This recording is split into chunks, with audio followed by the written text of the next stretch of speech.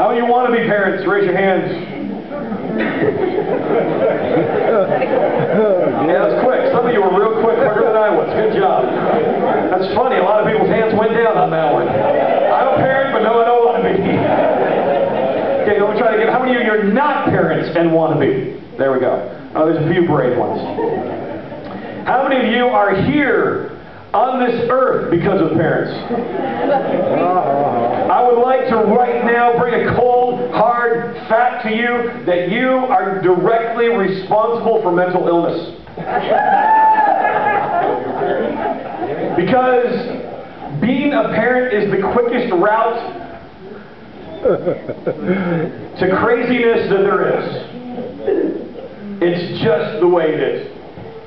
This is one of my favorite stories on my mom. I'm sure that I've told it probably at least twice, but I'm going to tell it again. So you please laugh at the appropriate times, even if you think it's a little old and stale, because it's my favorite story of my mom, and it demonstrates how crazy my mom truly is. My mom is crazy. When I was in high school, I think that the high school years your parents hit kind of the peak of craziness. It kind of drops down and plateaus and stays pretty level after that. But during high school, parents max out the crazy level. Was that your experience? Anybody? Just me? Your parents were normal during high school. That's frightening. Anyway, so my mom, hit her peak of craziness in high school, when I was in high school. And as a child, one of the gifts that you have, teenagers, you know this is true, is really tweaking your parents right to the edge of the crazy cliff. Just riding the cliff of crazy. You don't want to send them too far over because you'll lose them. And you don't want them to come back because it's too entertaining. So you keep them right on the edge of crazy. And my mom became concerned. I started dating this girl in high school. I dated her for about a year and 2 months. And my mom thought she was spectacular and fantastic and amazing and just was wonderful. And she used to say things like, I wish that you would have met her later in life because, well, you could just marry her. It'd be okay. It'd be great. It was all emotional for my mom. It was great. And so we dated for quite a while, dated for a year and 2 months. And my mom became very concerned that perhaps our relationship was getting too intense. Too intense, too strong, My mom was somewhat puritanical and was concerned that perhaps we had been kissing too much. She was very, very concerned about this. And we actually had a pretty healthy relationship for the most part, so things weren't too crazy, so it was kind of fun because I knew Mom was overreacting, and there's nothing like having an overreacting mom. It's a beautiful thing, and so Mom's there, and I remember this one night I came home, and this was just spectacular. It was a Saturday night, and I'd been out on a date with Heidi, and I came home, and my parents were in bed.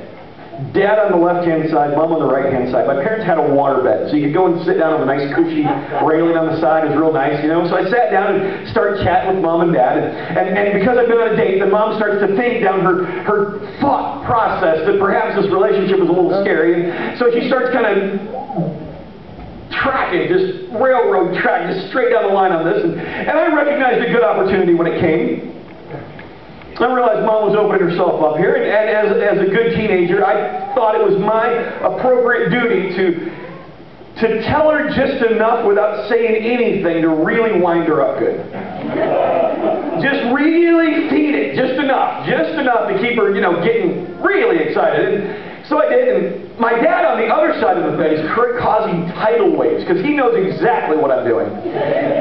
And he's creating tidal waves going back and forth across the bed. Meanwhile, Mom is getting more and more uptight, so she's just kind of vibrating. So she's creating little waves that are crashing into the tidal waves. And there's this whole weird, there's no baffles in this water bed, so it's fun. I'm just sitting on the side watching the waves go. And I'm having fun, and I'm just torquing her just enough. I'm not saying anything. I'm insinuating enough that she's getting scared.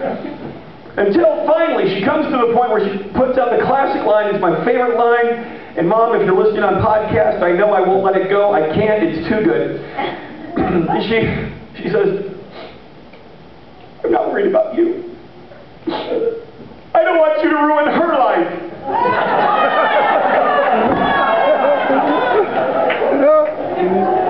Really, Mom?